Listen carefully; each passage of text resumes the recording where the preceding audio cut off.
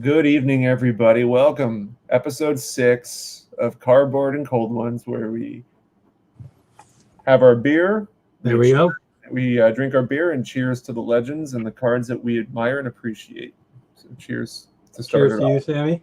Of course, I am joined by my co-host throughout this entire journey. That is everyday card collector Jason. Hey, everybody. How y'all doing? And tonight's guest needs no introduction. He hosts his weekend Sunday live stream. He's been doing it for quite some time, and he's brought on a lot of entertaining guests and does a phenomenal job. And he also was a feature in the Four Collectors Hobby Palooza. I think he did one of the last hours, if I'm not mistaken. And that was probably one of my favorite live streams. But without further ado, bring him in, Alex Bowman53. What's up, guys? Hello. Alex, how are you, sir? Doing good. Thanks for having me. No problem. Alex, do you have a beverage on hand, or are you just I was worried about this. No pressure. I do.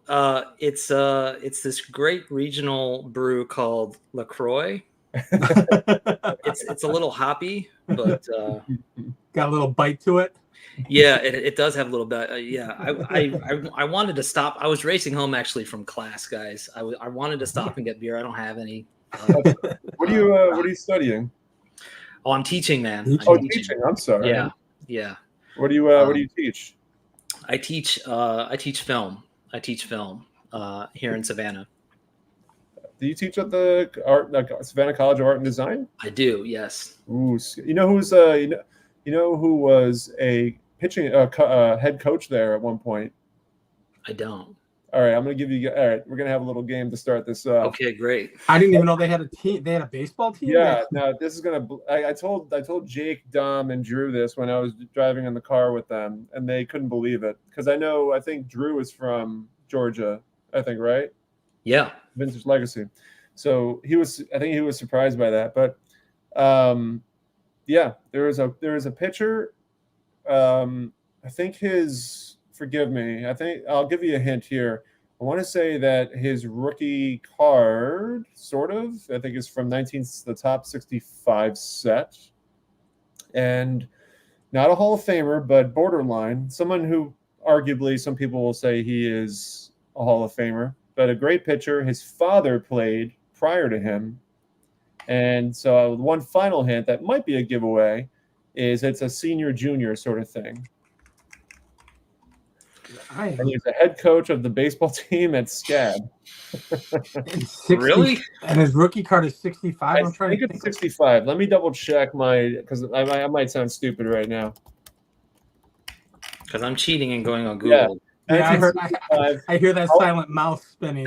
Yeah, I can't get away with it. He came up, or he was his 65 rookie is with the Indians. Oh, so Scott will know this. Scott, everyone, some people in the chat have already mentioned it, but see, I can't see that now. Oh, it's Tian. It's Louis. Oh, Tian. wow, yeah. Tian was the head coach, man. Can you believe that? Really? Yeah. Gosh, well, I wish I had been here when that was going on. That's great. Do they have athletics at that school? Absolutely. I didn't even know that. Yeah. I think they're Division 3. Yeah, Division 3. Wish I could find a picture of this. So I was in Savannah several months ago, and it was prior to getting to know everybody a little bit better. And Alex said, "Well, come visit." And I didn't know anybody. And I'm like, I told my wife, I said, "This guy's gonna think I'm weird if I'm just calling him up and going to hang out with him." So I invited you, man. I know. Trust me, we'll be there again soon, and then it'll be a lot different this time. No, I get it. When you're new to like meeting people that you've never met in person, it definitely is weird at first. Right. But once you do it, it's like, oh yeah, come on over. I absolutely love Savannah. My wife and I have talked. I said, I can move here. I could live here. Yeah. It's a great place. How were the storms? I know you were dealing with that a couple weeks ago. Yeah, the storm, I mean, it was definitely bad downtown and in other areas. I was fine. Our neighborhood was fine. Just a lot of rain, staying indoors, doing stuff remotely. I was off the roads for a few days, but everything's pretty much more or less back to normal. I know that it hit some places bad, but Okay. we missed it.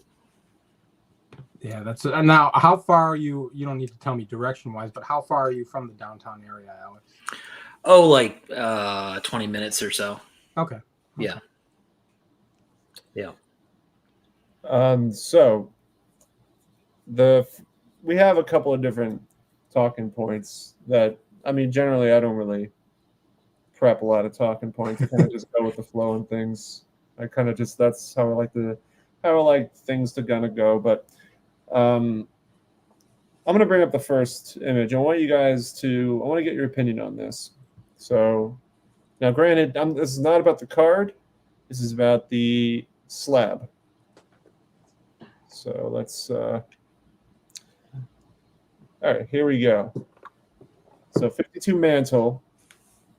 Do you guys, prior to SGC moving over to putting on their slab authentic and the reason why it's authentic, do you guys like the way it looked prior with the A, or do you like it the way it is now?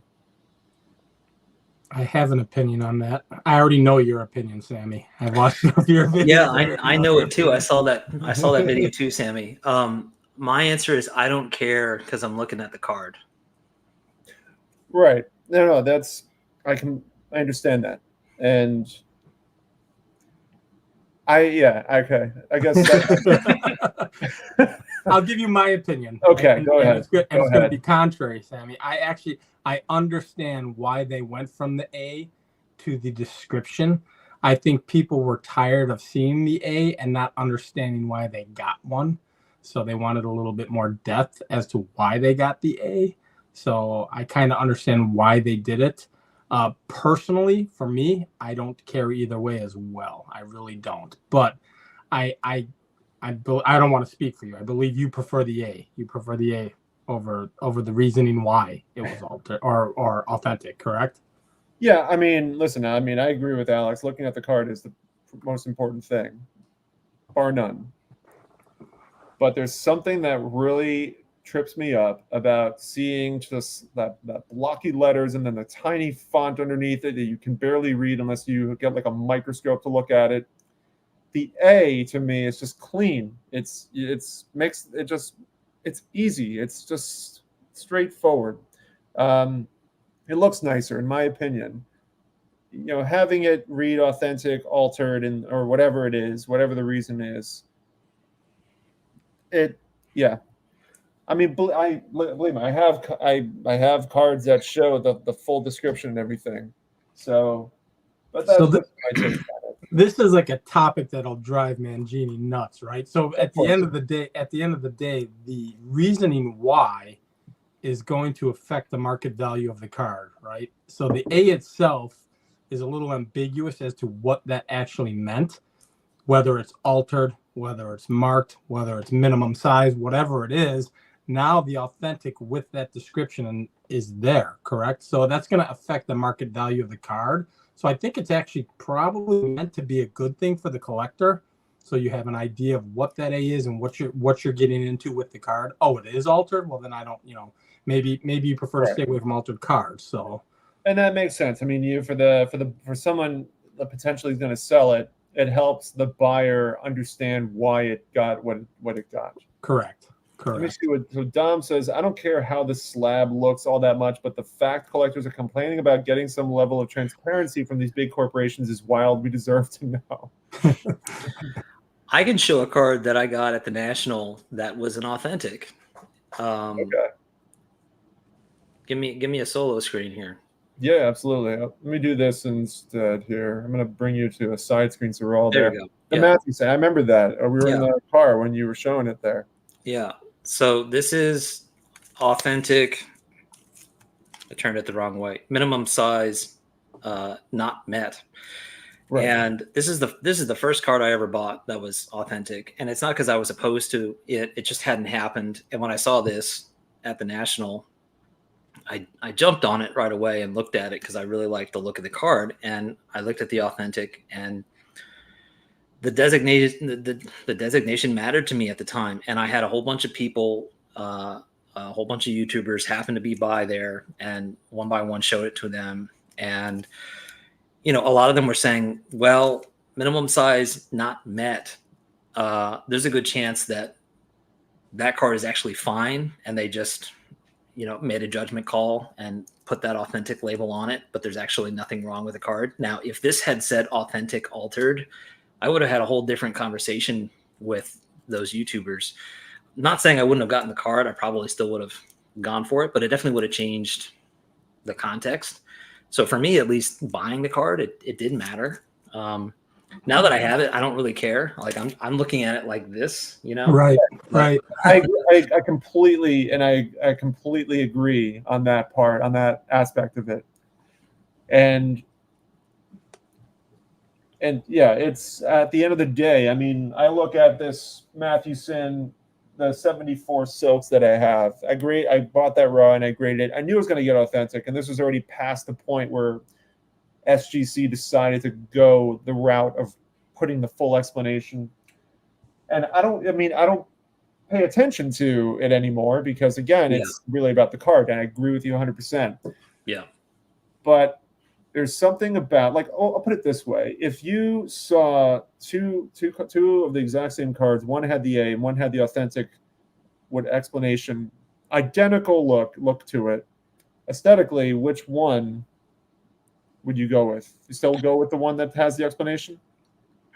I personally would go with the one that has the explanation, depending on what the explanation is. So, and that's why I like the explanation. A perfect example of that is Alex's card. It's minimum size not met.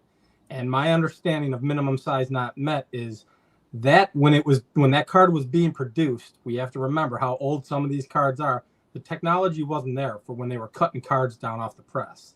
And this is right. This I'm kind of leading into maybe a conversation that I'm going to have in the future with another YouTuber who was interested in talking about printing and how they were produced and yada yada.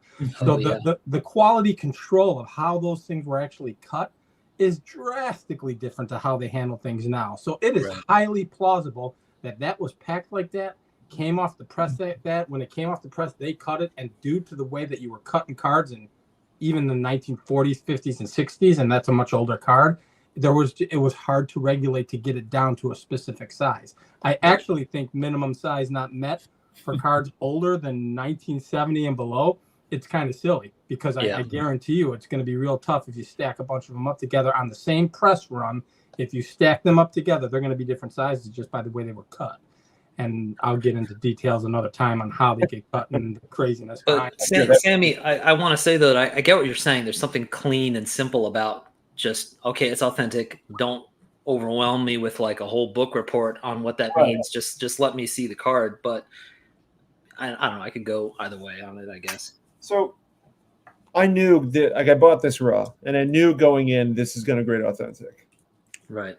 But I'm really pleased with the way the card, or the way the slab is laid out. The A, you have the numbers, you have the grading numbers, and then you have the authentic letter. It's consistent. That's what I'm looking for. I'm looking for the consistency factor. And just bring this here.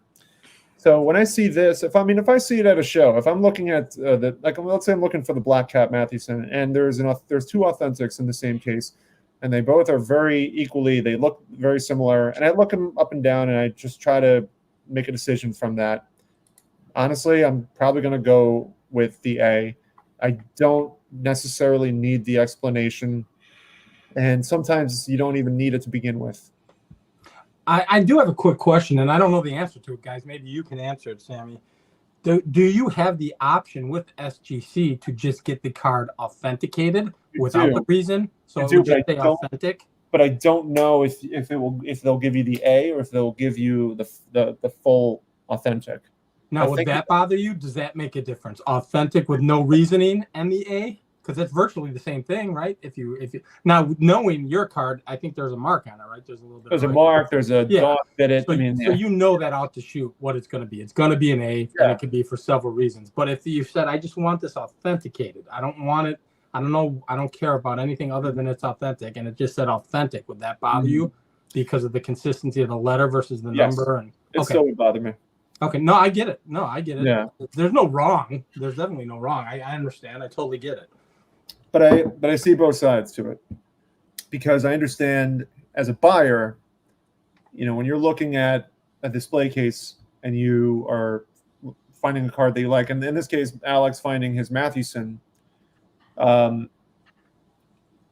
there's you look at the card first and you see exactly if it's something that kind of fits your collection, and then from there you start making decisions based on that, seeing like, all right, what other external factors are going into this decision, got the grade, and if it's authentic, why is it authentic. So I understand that aspect of it, of just being able to make a decision and having those details right there in front of you to do so. Right. So this is why I wanted to bring this up. I feel like it definitely it's good that we have different point of views on this, different perspectives. Good that we had this conversation, guys. Yes, I will take it one step further. Like at that point in time, or authentic at that point. If that's not important to you, then my feeling is I'll take it a step further. And now I'm going to sound old crotchety. Why grade it? Then don't even grade it. Then like if it's an A, encapsulate it yourself with one of those new holders out there. Those, I don't even know what those are. I just one touch my stuff, but you can do that as well too. If that doesn't. And I have a ton of cards that are ungraded that are not going to get graded, and they're just, but it's still part of my collection. That being said, I do not own one authentic card. It either has a number or it's ungraded, and that's not. I haven't purposely done that. It's just I don't. Just happens. Yeah. Just happen to be that way. Yeah. I mean, I'm sure when I dive into some of that older pre-war, I'm certain I'll have a few in the collection at some point in time. So the other thing I thought would be a fun thing to talk about is, and we kind of talked briefly beforehand, but how easy is it if you were put in this position, if you put yourself in this position to relinquish something from your collection, how easy is it to move on from a card? I'm gonna let you go first, Alex, because I have long-winded answers on that. Well, I mean, I guess it depends on the severity of the situation. I have no problem parting with everything if that's what the situation required. And I feel like I've heard that from other, like, I haven't been collecting that long in the grand scheme of things. In terms of like being an adult and collecting cards, it's been 6-7 years now. So, and I've been through some things over these past 6-7 years, but I haven't been in a situation where, thankfully, knock on wood, where that happened. But I definitely know people, and there are people in our community that have experienced that. And Drew Vintage Legacy recently made a video about selling off cards and reacquiring cards. And I know G's Mikey, I'm a good pal of Mikey, and he's done that many times in his life, and has rebuilt sets several times over. So, but there are also times where you may sell a card and you never see that card again. I know for a fact that G's Mikey has sold off cards that he has not reacquired, and I think that may have even happened to Drew as well. And because maybe you sold it 10 years ago and the market has changed so much, and that card is now out of reach. So I can appreciate that, and I like to think that I've learned vicariously from hearing those stories that, like, if a situation like that came up, I wouldn't hesitate. There's another saying that kind of floats around the community, which I think it's a nice sentiment, but I do think that it's true, which is that we're just the keepers of the cards for now, and eventually we're going to pass them on to somebody else.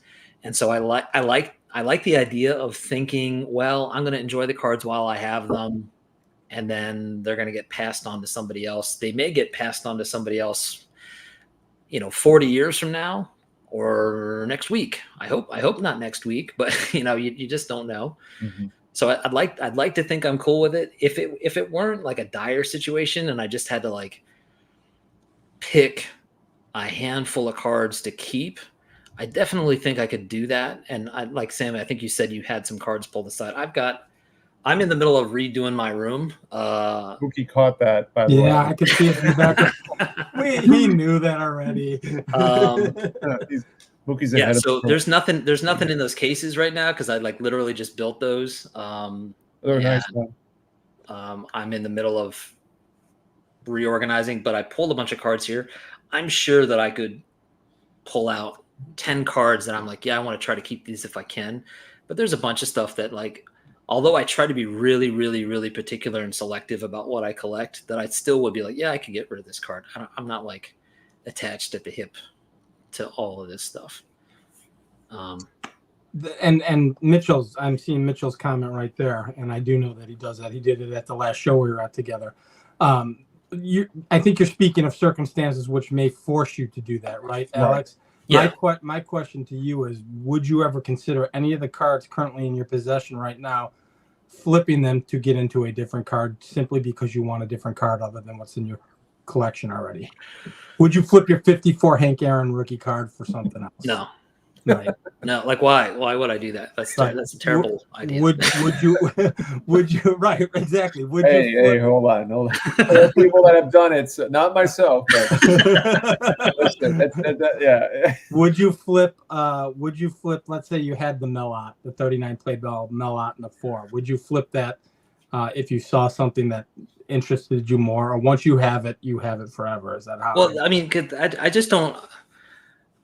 Everybody collects differently, right? I mean, I literally have a list of these are the cards that I want to have in my collection, period. And that doesn't really change that much. I mean, I don't have a card that I've gotten tired of or that I say like, I don't really like this card after all. I don't. But I mean, I don't know. I could see myself, I mean, who knows? In 10 years, maybe I'm like, you know what? I feel like, maybe I don't need this 59 top Sandy Koufax. But on the other hand, this is one of my favorite Koufax cards, and there aren't a lot of his cards that I really like. But I love the look of this card, and I don't want to get rid of it. I don't know. I just don't. I don't look at collecting that way. Although I could understand, like, I definitely could find myself thinking, like, gosh, I really want a 33 Gaudy Ruth. And I just don't see that happening anytime soon. But maybe if I got rid of 50 of my cards and like saved up, I could do it. And if I really was motivated to do that, maybe I would. I don't know. I don't see it happening though. Right. Yeah, that's kind of, in dire situations or situations where, we all know this is a hobby. We all have a blast doing this. We're all heavily involved.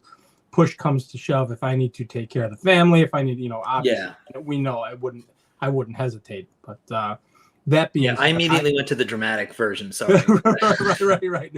I by no means I do not sell cards. I do not typically trade cards. And we were talking before we jumped on, and I got rid of one card for the first time, the official first time in my life. I've traded with my friend on smaller cards recently, but for the most part, if it's in my collection, it's in my collection forever. Yeah. I think there's a lot of people in our community where, they might have some modern stuff. We were talking about this, Sammy, before Alex jumped on. There's someone watching right now who's got some modern cards and they graded really well. And I believe he's looking to flip them to get into cards that he wants to get into vintage. So when I went to Strongsville, I submitted a bunch of cards through PSA and they were all semi-modern, 98 to 2003 basketball. And one of them graded a 10, and it's been on my video. And it's a Kobe Michael card. I got upcharged on it because it graded the 10, and it's comping at between 8 and 1,000, call it. And I thought to myself, well, I'll bring that to the Strongsville show, and if I see something that I really want, I'll kind of flip it. But at the end of the day, Michael Jordan's my favorite athlete of all time. Kobe's one of my top 5 favorite basketball players. So I just couldn't. I actually brought it to a dealer. He said he would buy it, and I said, you know what? I don't want to sell it. Never mind. And then I took the card back. And I just can't. Once I have the card, once it's in my possession, and if you've watched my channel at all, I'm, to steal from Shane, I'm the shotgun approach. I have a little bit of everything. And all of it means something to me. I just can't, I'm not I'm not disciplined enough to be as refined as you are, Alex, and you are. Both of you guys are very disciplined in your collection and very specific. I am not that. That being said, I am not going to get rid of any of it. You know, the caretaker is going to be my family member. I mean, you must be doing something, man, because if you're not willing to get rid of stuff, that means you're pulling the trigger on stuff that you like. So yeah, that's what it is. You know, I mean, and I did a video a couple days yesterday or the day before. It was my Hall of Fame rookie cards, and there's no big cards in there. There's no Hank Aaron, there's no Mays or Mantle, but cards that fit my collection and what I like, and I'm thrilled with it and very happy with it. And you know, someday I'll have that Aaron, someday I'll have that Clemente, but just not now. So right. And I'm curious, Sammy, I know you're kind of sitting shotgun. You kind of mediate this and okay. answered the question. The only reason I ask you is because you are a dealer for all intents and purposes on the side. So how like I saw that Bob Gibson that you had, and that would never leave my collection. I'm like, oh my God, I love that card. Well, yeah, that's I think some people were surprised by that. All right. I wish I can go back up in the chat and point this comment out, but I mean, I think Orlando and I kind of share a similar sentiment in terms of certain cards. Now, that Gibson is an exception because the Gibson, here it is. A card I can find easily, I'll part with it for something rare that I want. And there's definitely truth to that, but there are exceptions.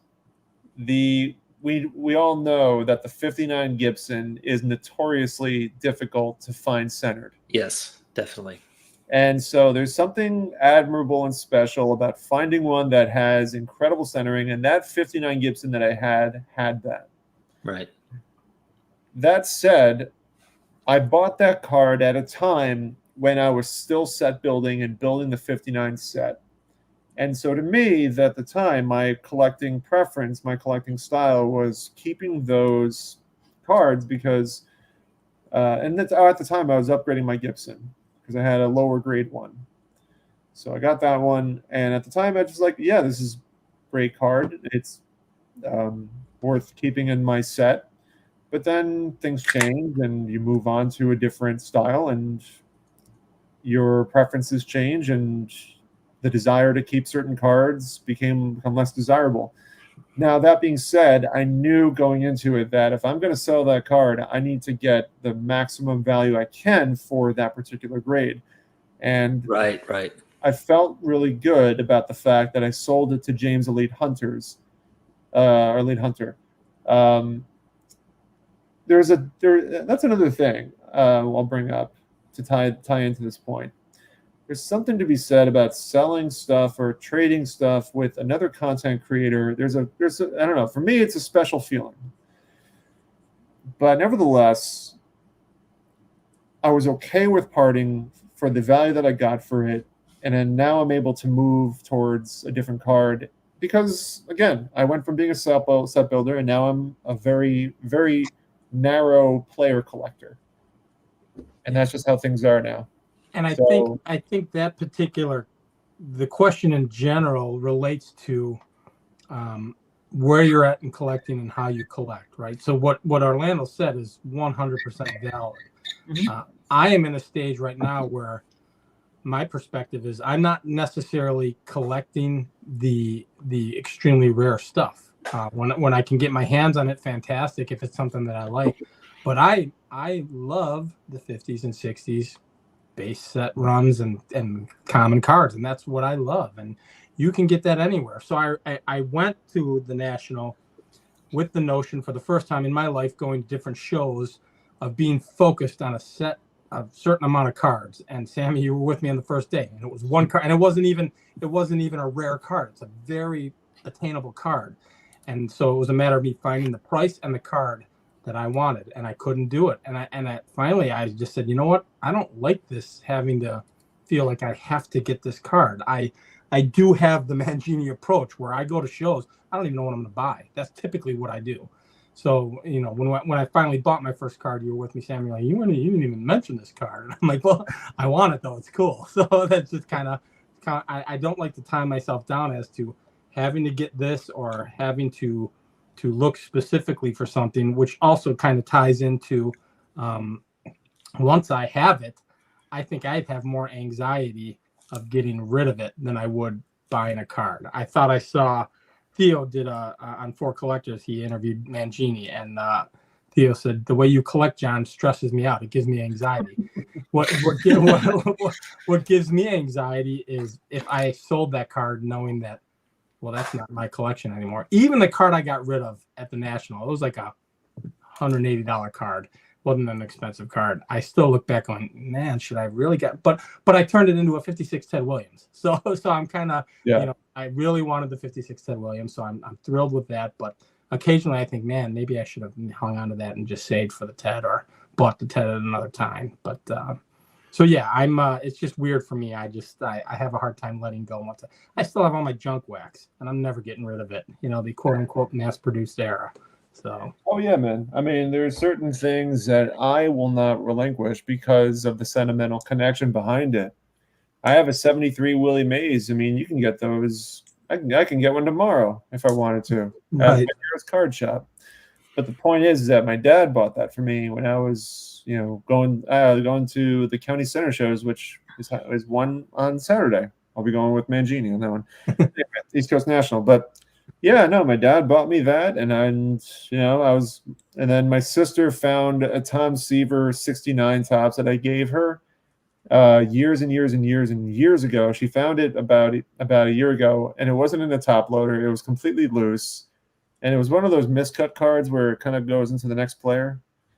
And I kind of laugh about it because of the fact that it survived, and it does not have a crease or a wrinkle on it. It has soft corners, but there are certain cards you just can't relinquish because of the story behind it. So right. That part of it, I mean, there's fine lines. There are fine lines.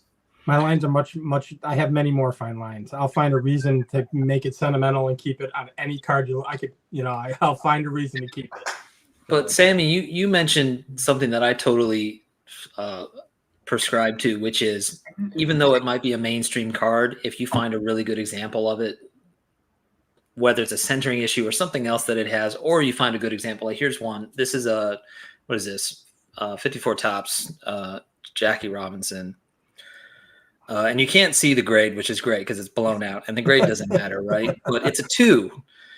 And I was thrilled when I found this in a 2 because it does not look like a 2. And this is an example to me of like using the grading system to your advantage. Why is it a 2? I don't really know, and I don't care.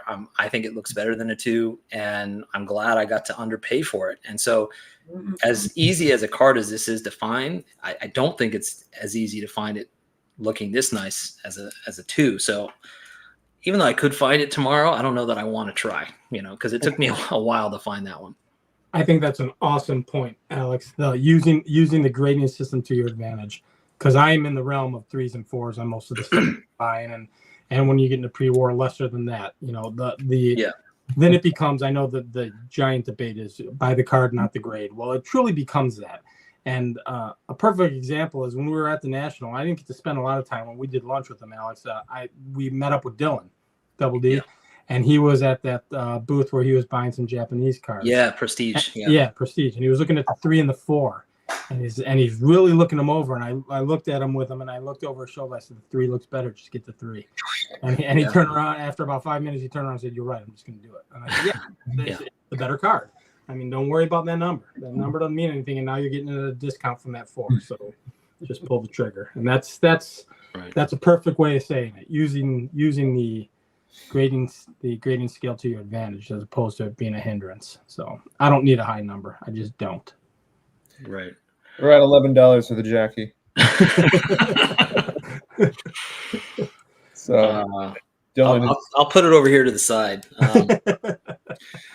Buy the A, not the authentic. I'm glad that's coming back into conversation. I will say though that like going back to your original question about like would you get rid of stuff, I will say I'll eat my words a little bit because sometimes you do take left turns that you don't anticipate. Like when I finished building my 53 Bowman set, a lot. I've told this story a number of times, so I'll keep it short. But I didn't quite know where I was going to go collecting wise, and for a moment I thought, well, maybe I'll build a 54 Bowman set because I do like it. And then I started acquiring a few cards from that set, and then it's just like this didn't feel right. I didn't feel like completing that set the same way that I did the Bowman Color set. So I stopped, and I probably had like 10 or 12 cards by the time I realized that I wasn't going to do it, and sold them off. So sometimes you don't know it, but you're going to take a left turn in the hobby, and you got to start over, take a different route. And that was 54 Bowman, you were saying? Yeah. So you sold them off, and then at the National, you bought a 54 Bowman, if I'm not mistaken. Yeah, but that was like 4 years ago, probably, that I did that. So I don't want to build a 54 Bowman set, but I'm happy to have the Mantle. Right. Yeah, which is a beautiful card. Absolutely beautiful card. Yeah, but that's interesting stuff. But who was it? I was on Reddit, and I was looking on the baseball cards vintage subreddit, and somebody posted, if there were 7 cards you couldn't live without, what would they be? And I'm like, how can I pick only 7? And so I started going through photos of cards that I've taken, because I was like, all right, I'll bite. And so I started going through, and I'm like, well, keep that. All right, 5 more. Keep that. Oh man, all right. And I'm like only partway through my photo album. I'm like, oh man, this is gonna go past. So it got to like 9 cards, and so I used like a little program to kind of combine the photos into a grid. And I was like, all right, posting 1 photo, 9 cards. Sorry, there's definitely more. But I combining that with what you said earlier, Sammy, I Yeah. have to imagine that the Seaver from your sister's on there. The 73 Maze is on there, right? Well, you have to include those. Well, yeah, of course, but I didn't have photos of those. Those Right. Those kind of sit nicely tucked away in a box somewhere for right now. Right, but now you're down to 5. If those are 2 that would never leave, now you're down to 5. Yeah, you know what? Those.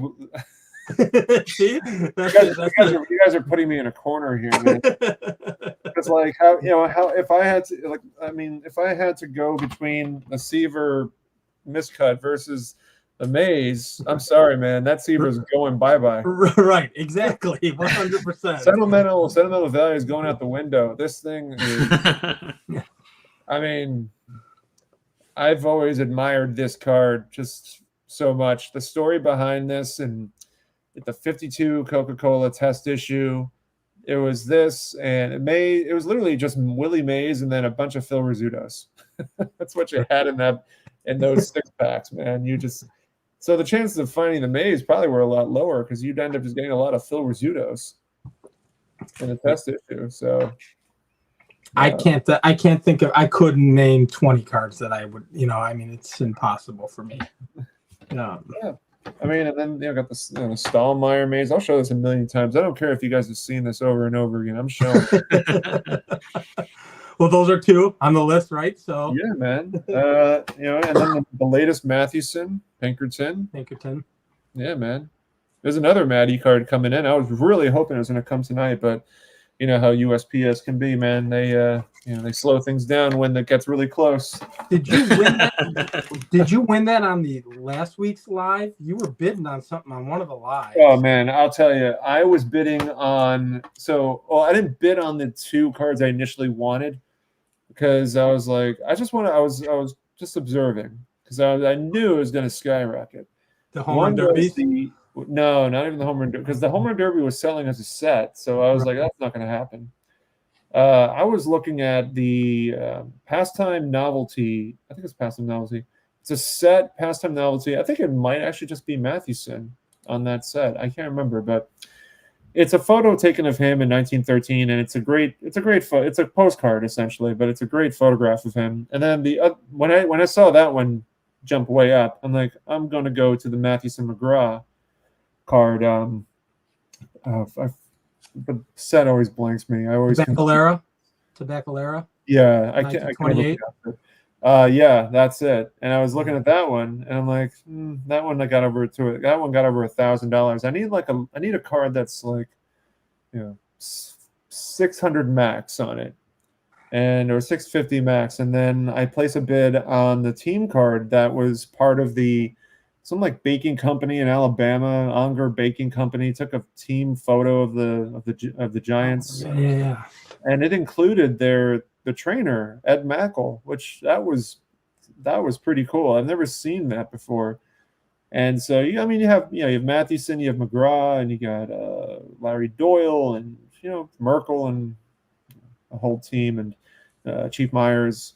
So Ed Mackel is on there, and initially I didn't know it was Ed Mackel. I was like, huh, that's funny. The team trainer is on there, and so I started talking to Don, the show, and me. I'm like, hey, who, he, like 2 seconds, literally 2 seconds, does a Google search, and says, yeah, that's Ed Mackel. I'm like, so yeah, I put in a bid for that, and I was watching it all the way to midnight, and it did not move. It's like literally, I put the bid in probably around like 8 or 9 o'clock, or 8 o'clock, because I think it ended like the official open-ended bidding ended at like 9 or 9:30, and so it didn't move, and it sat, and I was like, phew. And I was just like, you were hearing in the conversations going back and forth, and so I was like, who's in? But yeah, man. Anyway.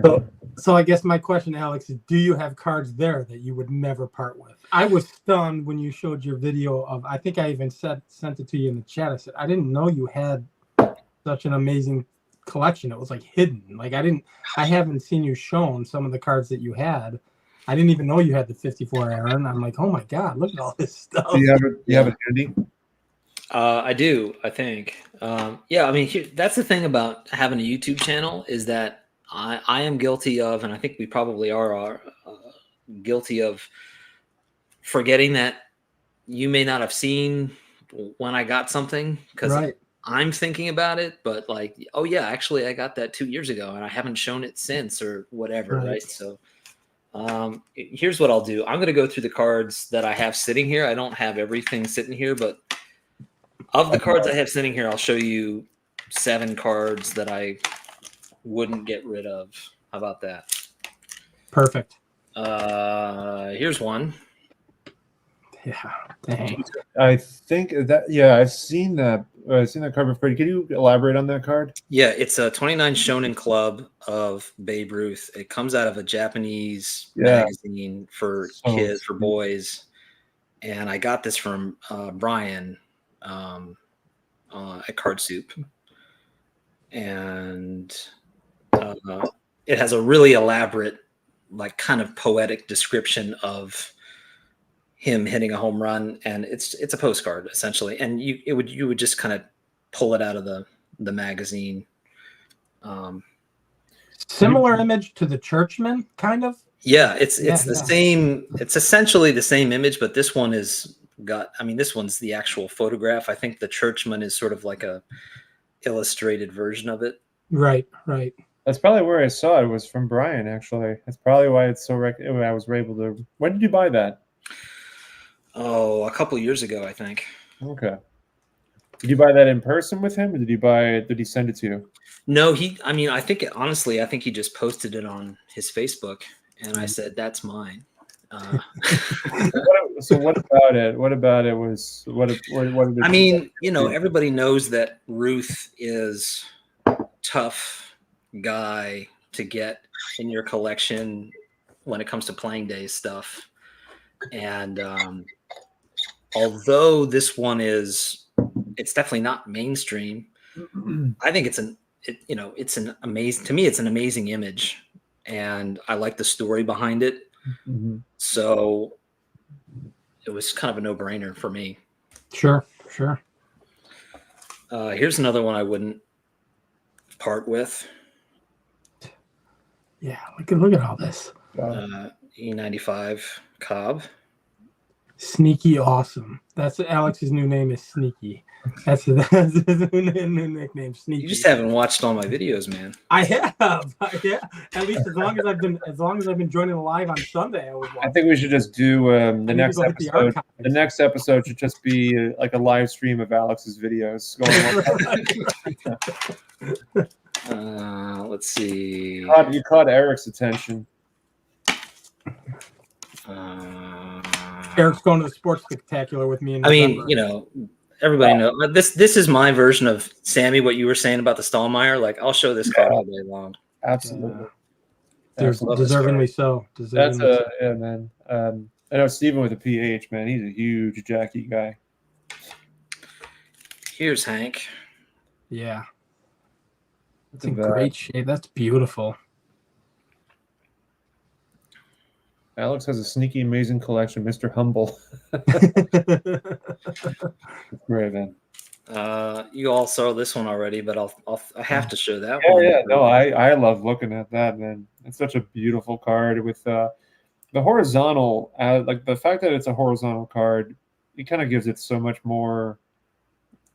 It's just a really nice look to it. And Mathewson just kind of in the middle of a field somewhere. It makes me feel like I'm watching a movie. Yeah, it's Right. just really great. Kind of fits perfectly, man. You teach film. Yeah, right. And you know, and for you, Sammy, I'll throw this guy up here. But of course, I love this card. T205. And you don't have it, Sammy, right? I think I've asked you that once before. No, I don't. It's, I mean, maybe at some point, I mean, listen, I pulled the trigger and bought the portrait, but I mean, that was not on my agenda as far as picking up a card. But yeah, those T205s, man, there's something special about them. That's my hot take. I actually like the T205s better than the T206s. I really do. I can understand why. I think that's a fun debate. I mean, they're both great sets, but T205 is really beautiful. I love the I just really am attracted to that set. I love the Tris speaker. I think it's a phenomenal looking card. They're great. The T205 or the six? I guess the T205. I like the T205 Tris. Alex hasn't shown his favorite 53 Bowman.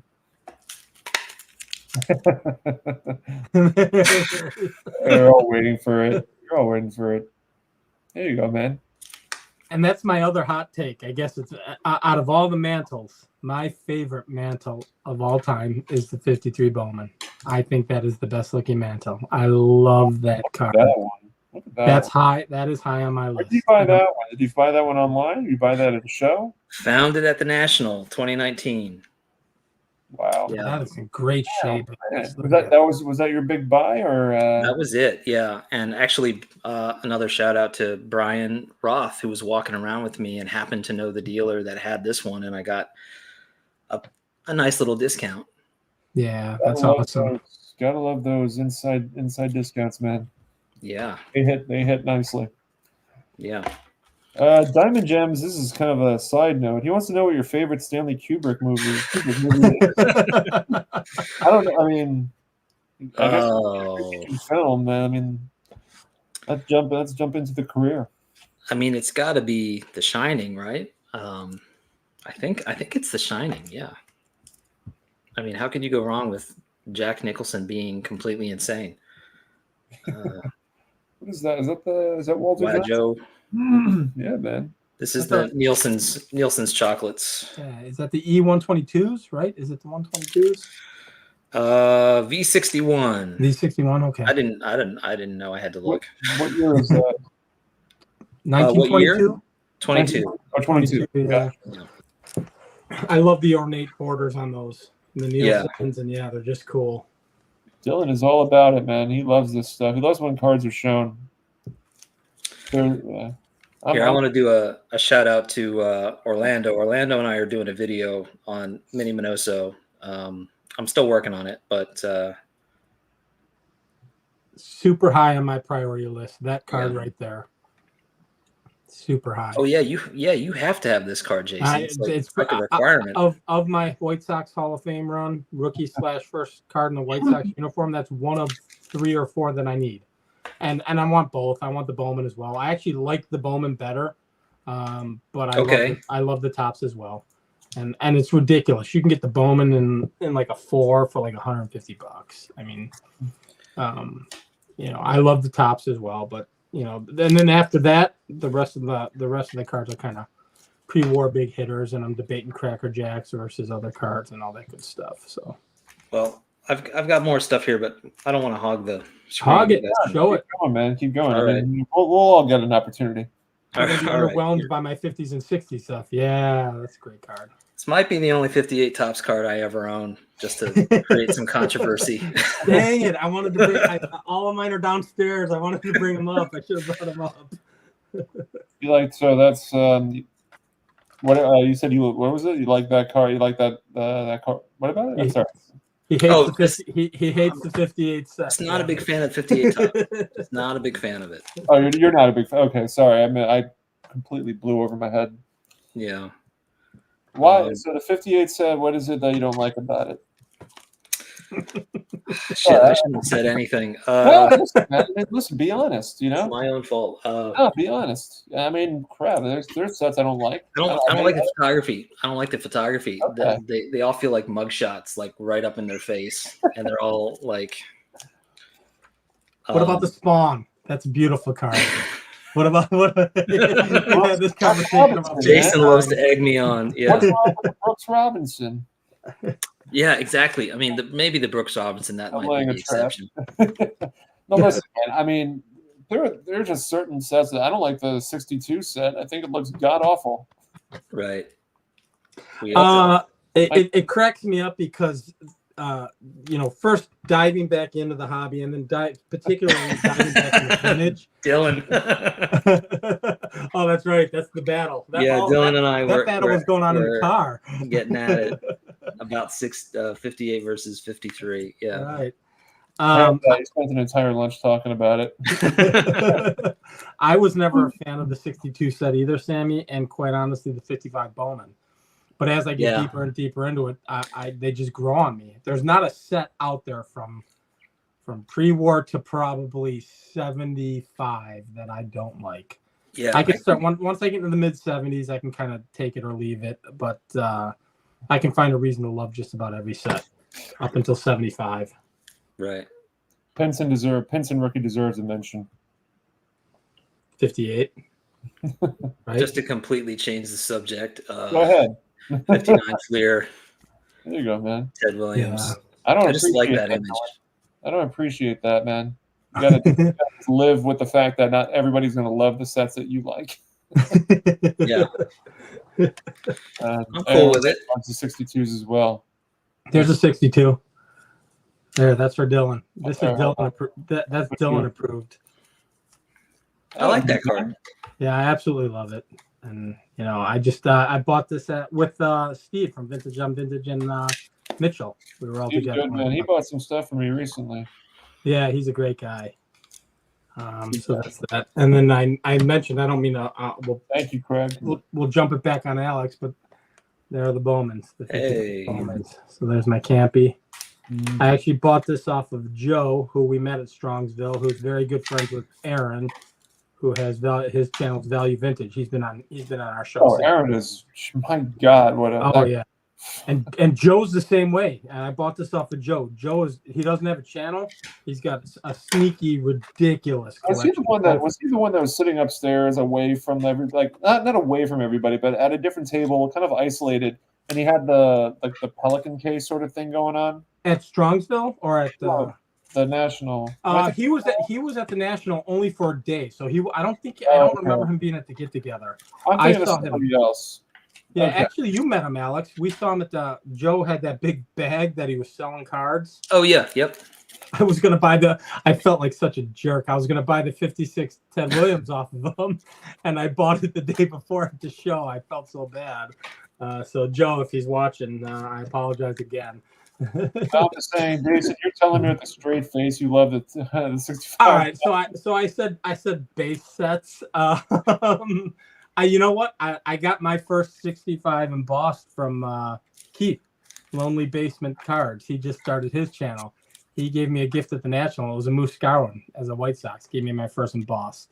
Nice. But no, Dom, I struggle with the embossed set a little bit. Yes, I will openly admit that.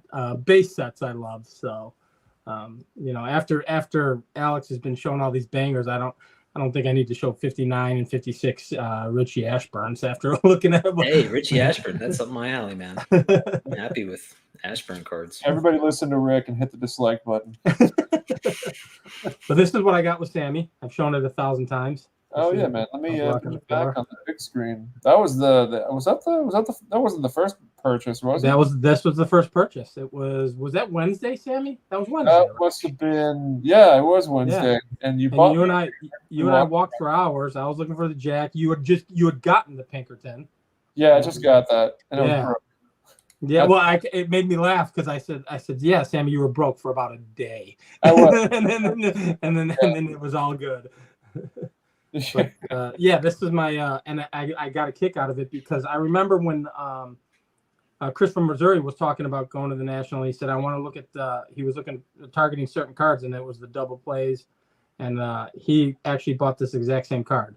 So we sat down together and we were going through what we bought, and I'm like, I bought that as well. So it was my first. I'd never had, so this is the stages of collecting, right? I've had no Ted Williams in my collection. So I bought that, and then a couple days later bought the 56 tops. So those were the first 2 playing days Ted Williams in my collection. And again, we talk about stories. So those are stories. Those cards will never go anywhere just because I have stories behind them now and where I got them and who I was with. And I think I was broke with you, Alex. I bought nothing with you. I watched you buy because I had no money at that point in time. Right. Well, here, this was Yeah, this is what I found with you. that was awesome. Yeah. Wasn't looking for it, but was happy to see it.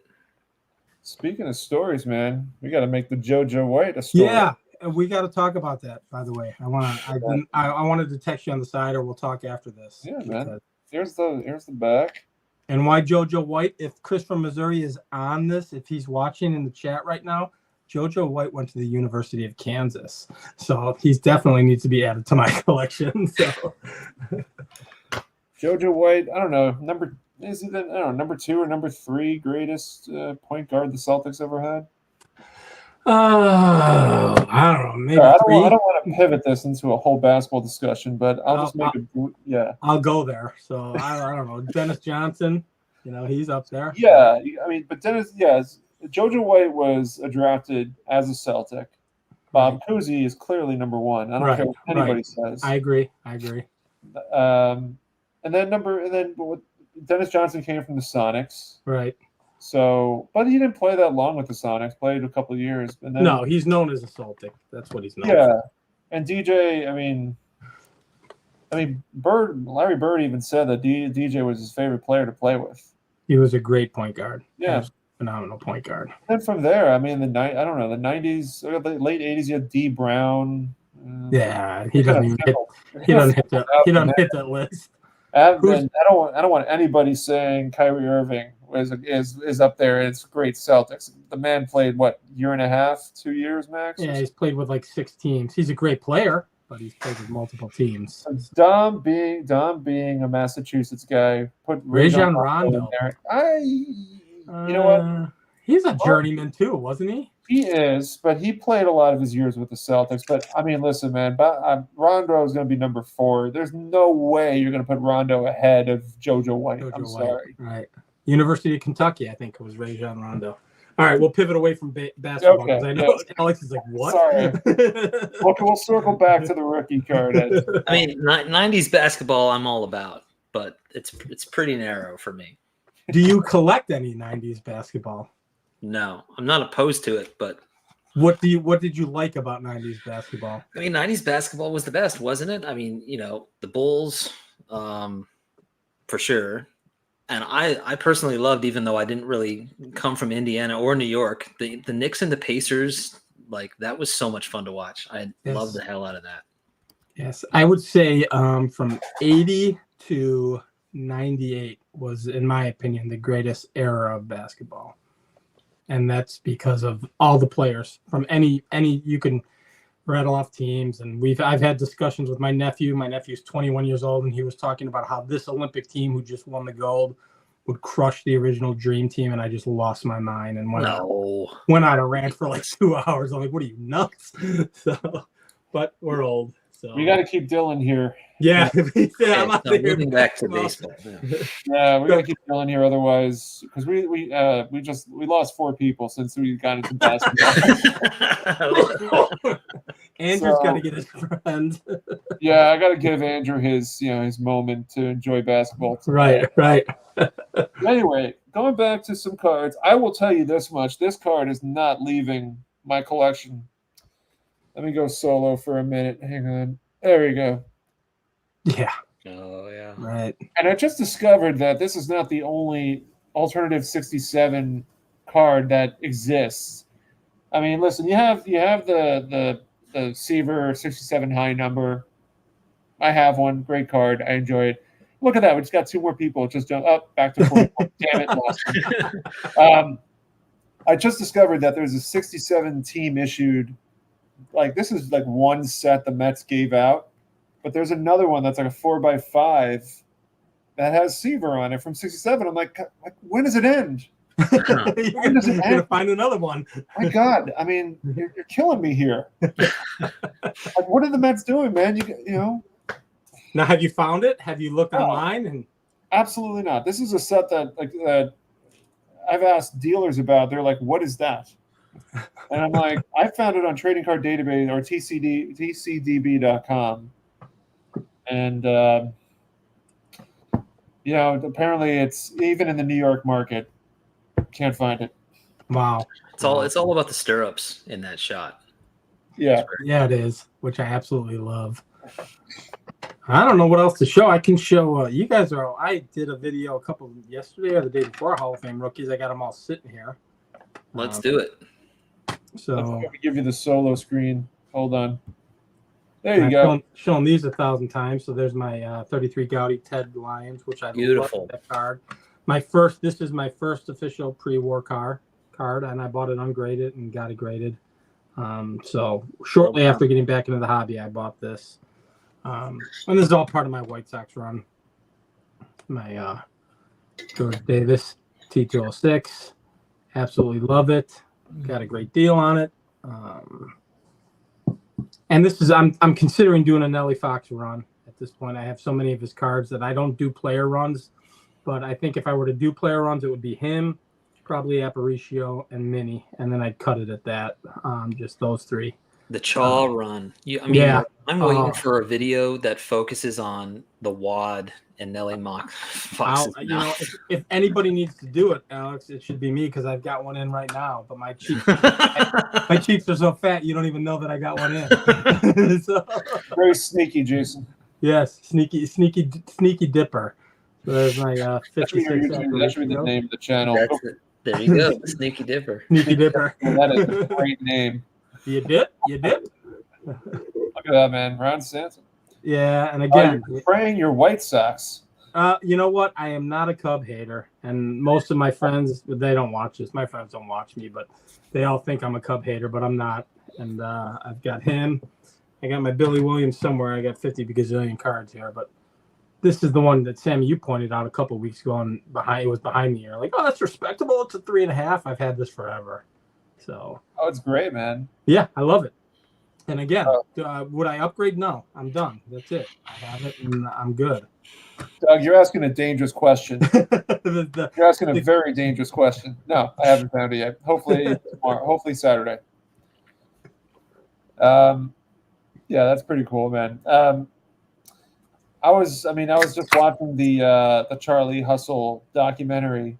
Has that been released? Cool. Yeah, I'm on the 4th episode, and man, oh man, I mean, just the more you learn about the story with Pete Rose, it's just, oh my God. And Johnny Bench declined to participate in the documentary. Oh, really? Yeah, he didn't participate. I think there's still a tension between those guys. I didn't know that. Who are some of the bigger, like I know Schmidt's in it. Like who are some other players that are pretty yeah, Schmidt's in it. Ken Griffey Sr. is in it. Tony Perez. God, why am I dropping names? I'm forgetting names all of a sudden. But Morgan? Is Morgan? Oh, no. No, Morgan. Yeah, that's a sad thing, man. A lot of people not around to be in that documentary. Right. Yeah, right. Oh, okay. Yeah, I didn't even think of that. It just depends when it was made. I mean, because Morgan passed away 2020, I think, right? Right around. Yeah, right around there. Anyway, yeah, Bench was not in it, and they cover it briefly about their relationship together and like on the ball field, top notch. Those guys, they want to win. They're going to play together. They're going to be professional, and just and clearly they were. I mean, there's no denying that. Yeah. But I'm trying to think of any other players. I can't think of any. Oh, Reggie Jackson's in it, but he wasn't interviewed. He was just they filmed Pete Rose at a Cooperstown autograph signing, and Reggie Jackson was there, and Reggie Jackson was Pete Rose has been trying to find vouchers of Hall of Famers to vouch for him to finally get in, and so Jackson was a huge advocate for him. And said, Pete Rose is like, what did he say? Like, I can't remember what the quote was, but anyway, it's a good documentary. I haven't even seen the Yogi one yet. I need to watch the Yogi. Yeah, same. I need to see that one. Ray Fosse's not in it. Not in it. But yeah, I did mention Tony Perez to Orlando. Yeah, he's in it. Yes. But yeah, Pete Rose. Has it changed your view in any way, Sammy, on Pete Rose? It's a roller coaster ride. I mean, listen, all the crap that he's done and gone through. This might get me in trouble. I don't really care about the gambling as much. It's not good. I mean, here's the thing: is if you're going to put Rose, you got to put Joe Jackson in as well. That's correct. You got to put them both in at that point. You can't just leave them out. Switch is bad. Right. I don't know. Everyone has a different opinion. It's tough. What is your view on him, Alex? I don't want to go down the slippery slope of who belongs in the Hall because no, Hall of Fame talk. Right. But what is your view of Pete overall?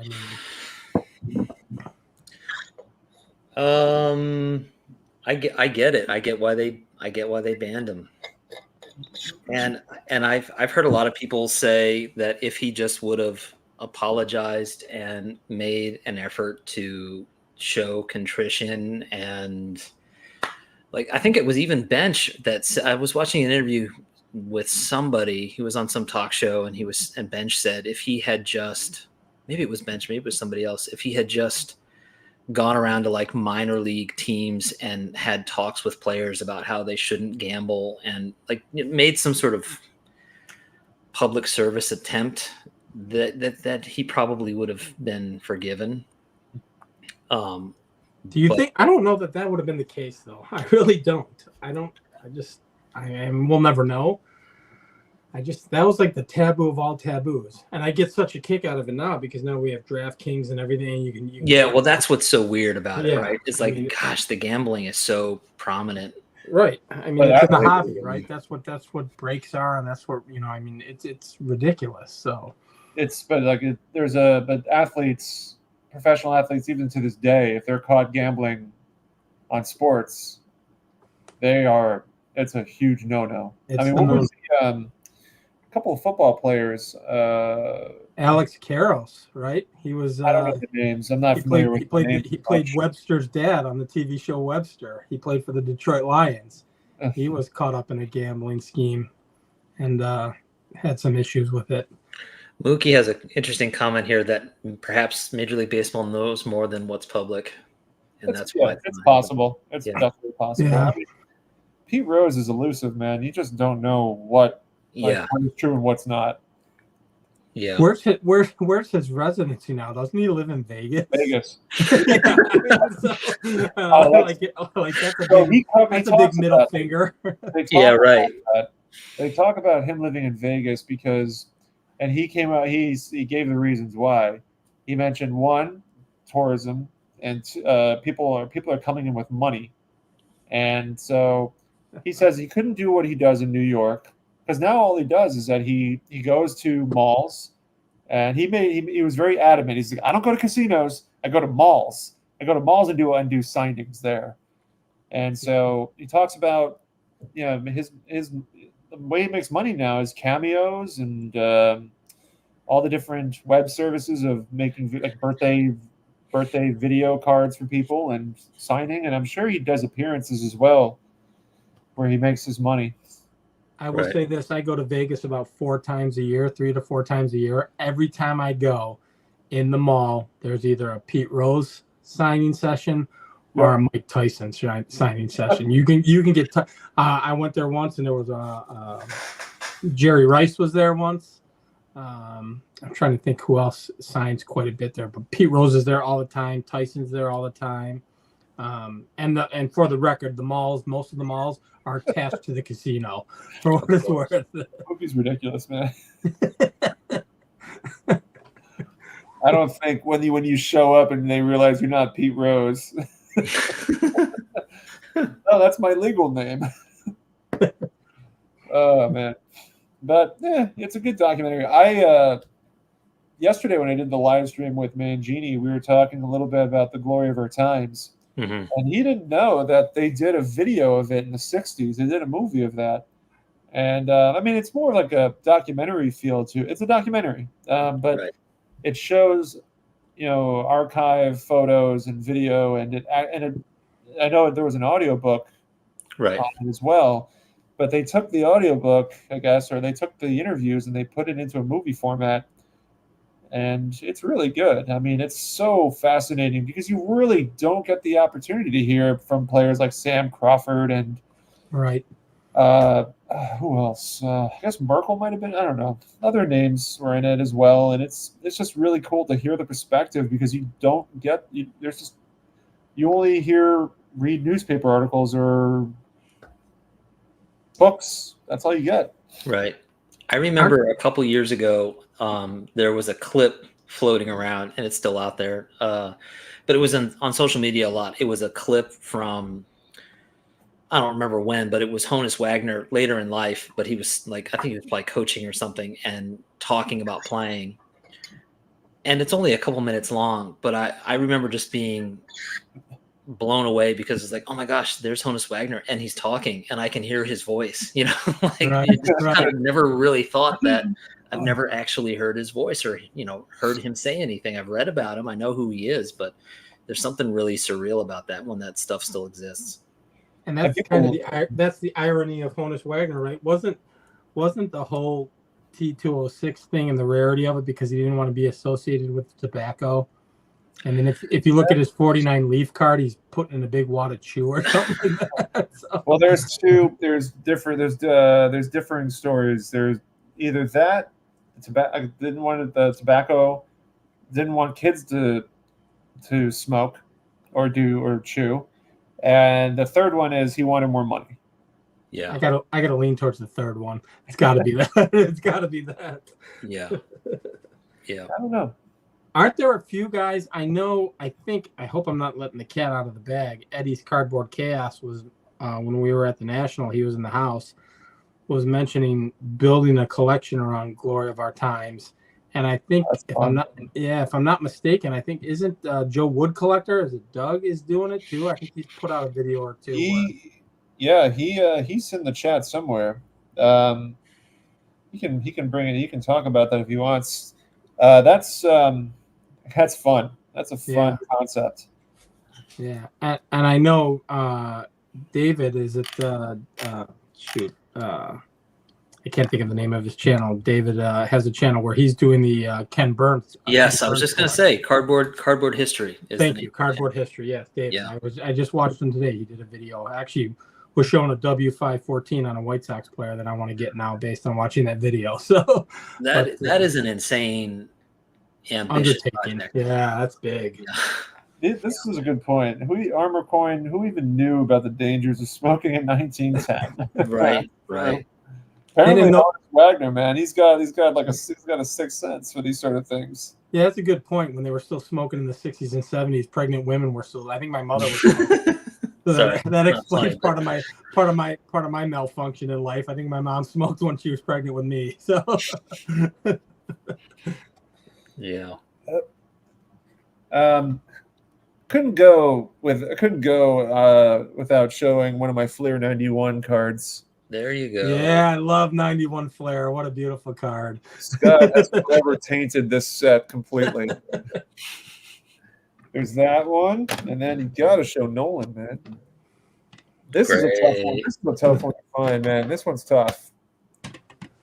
I was fortunate to find this one it's floating on eBay, and then I happened to find the guy's Instagram, and I reached out to him on Instagram, and I said, "Hey, you avoid the fees. Let me get a better deal on the card. Everybody wins." Absolutely. And that was another, I'm bringing up different channels, but David from Cardboard History bought a lot of he bought a lot at an auction, and one of them was the Transagram Hank Aaron. And I think we've talked about it, Sammy, and I think he has sold it. But he had a nice card in there in that lot that he ended up selling it, if I'm not mistaken. I'm trying to find my Sammy card. I have one Sammy card, and I can't. Well, speaking of cigarettes, that's awesome. I wanted to see it, man. Say hey. Yeah, I absolutely love that. Chesterfield. No qualms about promoting it there for a little bit of cash. Oh, man, this is it's not 2024, not a magazine or like we're going back in time a little bit when ballparks had cigarette ads everywhere. Right. Like Ernie Johnson, Marlboro, man. Yep. Absolutely. All right, Alex, what do you got? As I'm looking for my Sammy card.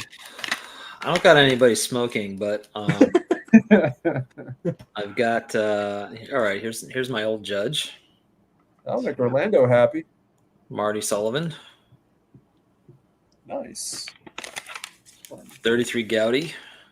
Paul Richards. Just love the look of this one. That's an awesome looking card. Yeah. Yeah, that's you don't see a lot of cards where they're assembling their gear. That's right. What is this? M101-4 Connie Mack. That's cool.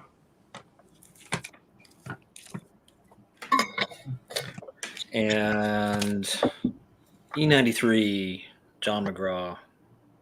John McGraw, that meanest son of a bitch. Exactly. I think it says that on the slab. Yeah. Yeah, I'm embarrassed to show my stuff after Alex blasts that stuff. Oh man, this is an open forum. Here's There's go ahead. Sorry. Oh, go ahead. There's my Sammy card.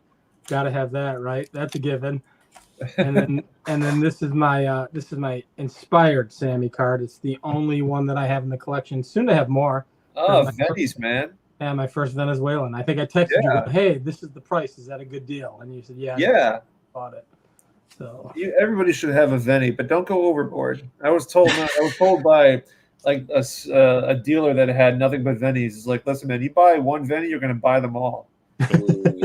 There's a lot out there, I mean, because it was certain years, right? So 67, 64, 59, or I mean, did they run through? I'm still learning about them. Did they run through every year? Oh man, I got to go back to the Pat Quinn interview. Right. Because I know I've looked up 59s, 64s, and 67s specifically. Mm-hmm. But I don't know if are there 58s. I don't know enough about it. There's 68. So I have the Seaver 68. Oh yeah, right. That one. I mean, I caught the bug, man. I caught the bug right after I had an interview with Pat Quinn. I'm like, I'm gonna go out and buy a Veni because I talked to you. Actually, no, we may have bought this before. I can't remember the time frame, but yeah, man.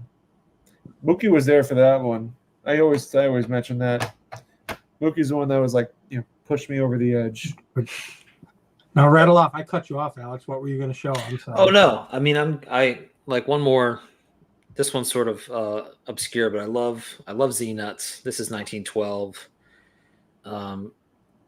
Not a household name, but I just love the look. I do that a lot. I'm all about commons if I like the image, and this one's just really fun. I just love how they get all the information between his leg and the bat, and just a cool looking image. That is really cool.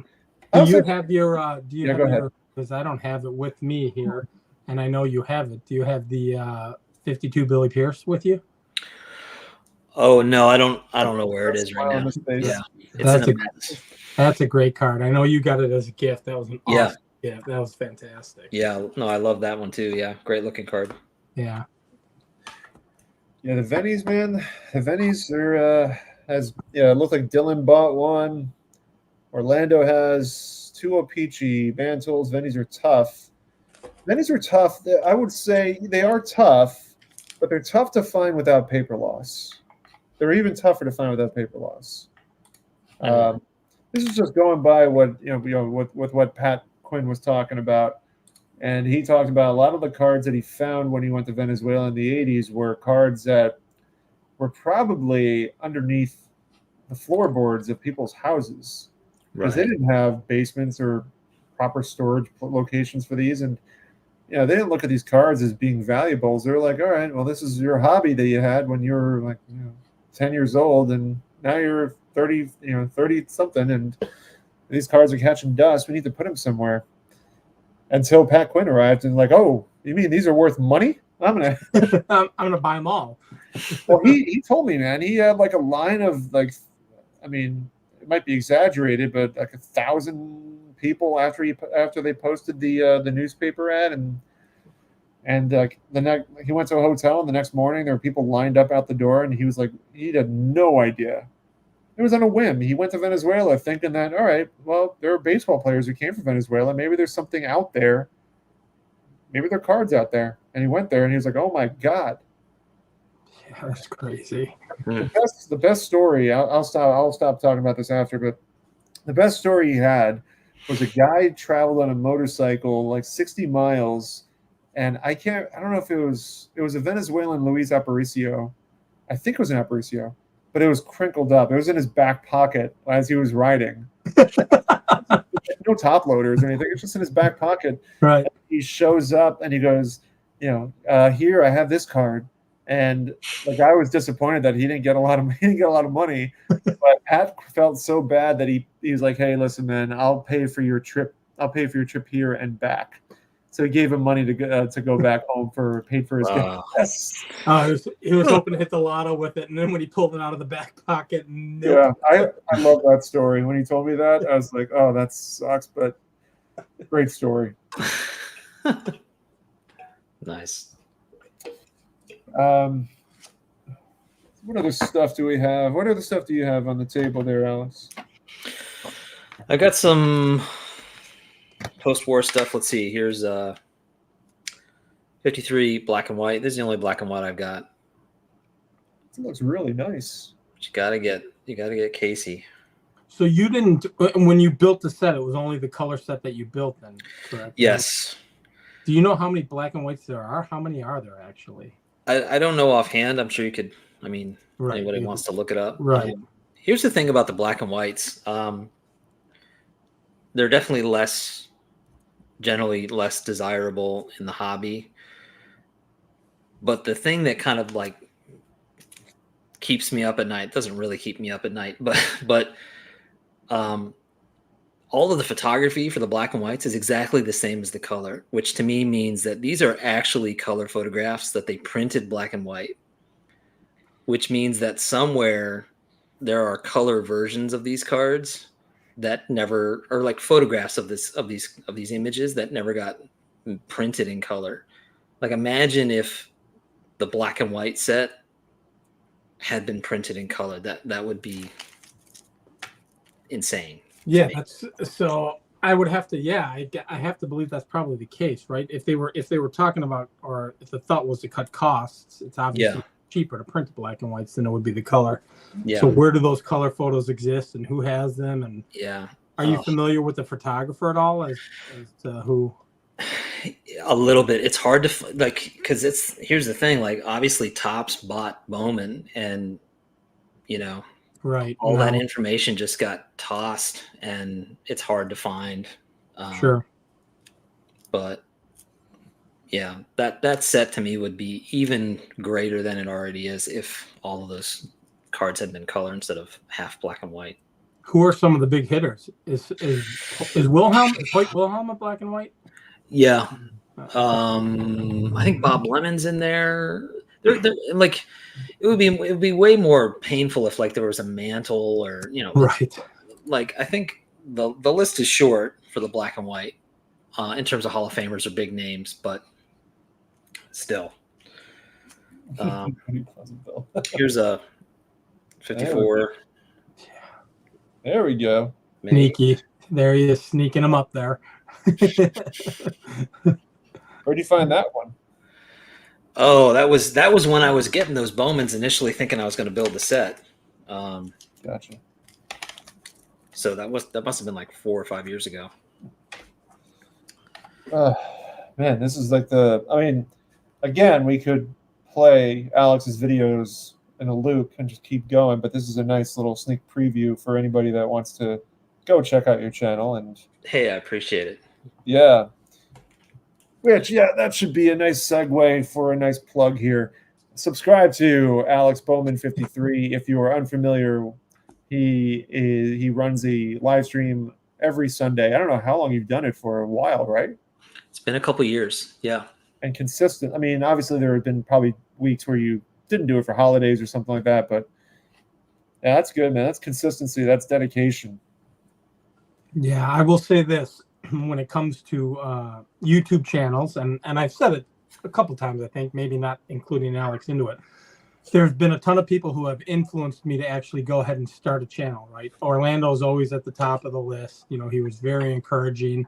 But the two that have helped me the most and pushed me the most are you two. So being on Alex's live on Sundays and watching for several weeks without commenting, then talking about a channel, then getting pushed to do one, that was huge for me. And then obviously, Sammy, you've been helping me out from day one. We do this, and you've always been encouraging. So I tell people when they ask, like, what got you into this?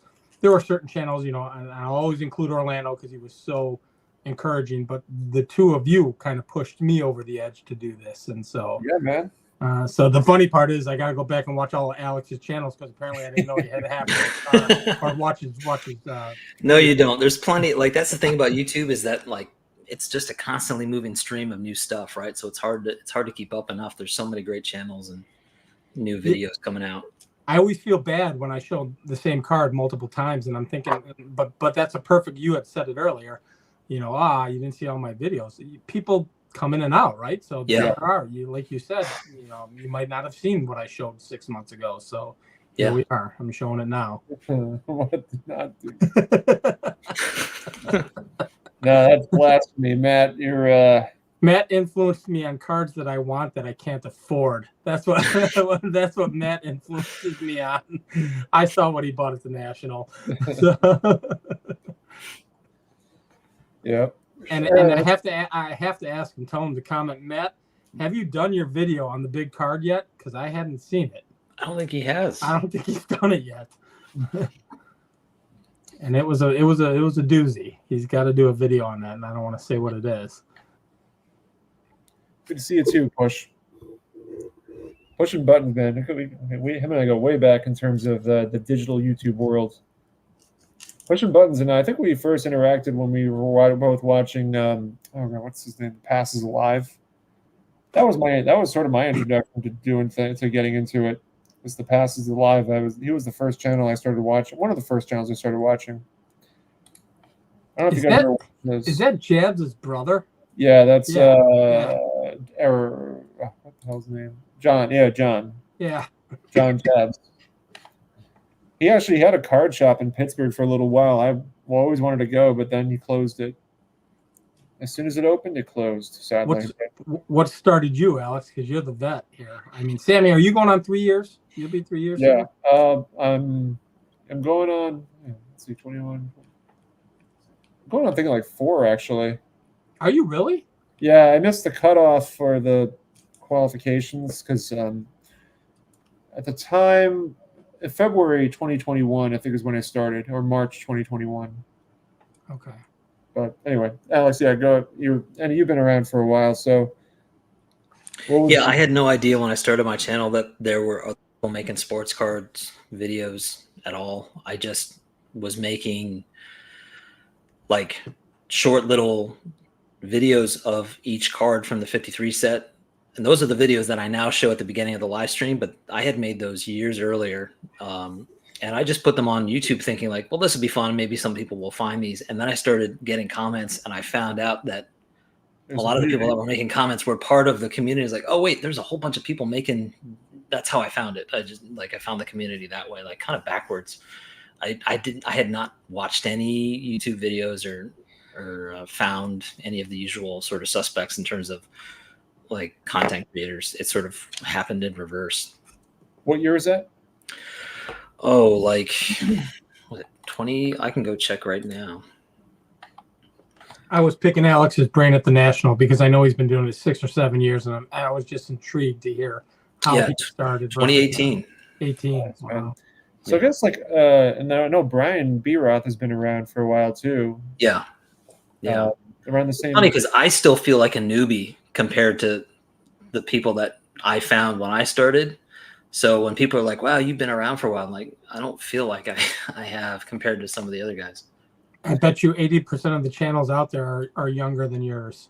I'd be as far as the community of what, if you were to consider it vintage or what we collect, I bet you 80% of the channels are newer than yours. Right. And people come in and out. You have mentioned that Yeah. when I'm picking your brain. You have a lot of friends who did videos who don't do them as much anymore. And Yep. yeah, that intrigues me. I find that extremely interesting. And I don't deep dive on it. Like I just go back and watch your old videos and cringe. Yeah. I mean, it's crazy. Like it's, I've got it. I've been doing it long enough where I was like, oh, I remember living in that apartment, or I remember whatever the setup I had. Like my setup has changed like 5 or 6 times. Yeah. We were doing it at the National. We were watching some of the older videos. That's right. Yeah.